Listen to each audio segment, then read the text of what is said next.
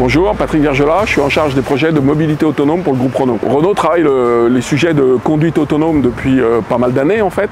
Et finalement, on a réaffirmé notre projet de conduite autonome de niveau 2 pour nos clients traditionnels et notre ambition d'aller chercher une conduite autonome de niveau 4. Et on pense vraiment que le développement en Europe va se faire à travers le transport public collectif.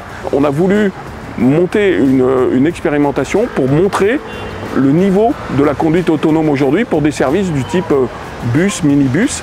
Et c'est la raison pour laquelle finalement on a monté ce projet avec WeRide d'une expérimentation à l'occasion de Roland-Garros pour que les gens découvrent en fait la qualité, la performance de la conduite autonome.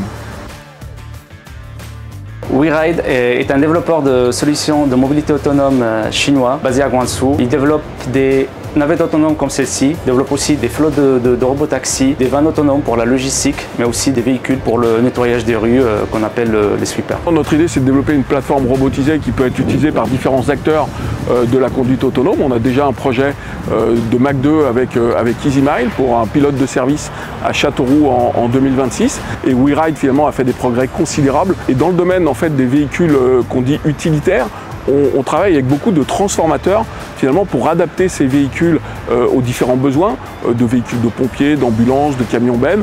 Et donc là finalement nous on veut faire la même chose, on veut vraiment adapter notre toute nouvelle plateforme du master électrique en fait au transport public en faisant un minibus en fait avec les composants de ce véhicule et donc travailler avec différents acteurs de la conduite autonome pour que eux amènent le système de conduite comme WeRide.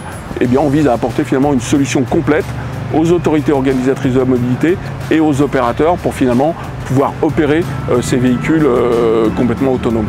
L'Europe est un peu en retard par rapport au développement en Chine, aux États-Unis, où les régulateurs ont autorisé des déploiements de plus grande taille qu'en Europe. C'est en train de prendre son chemin.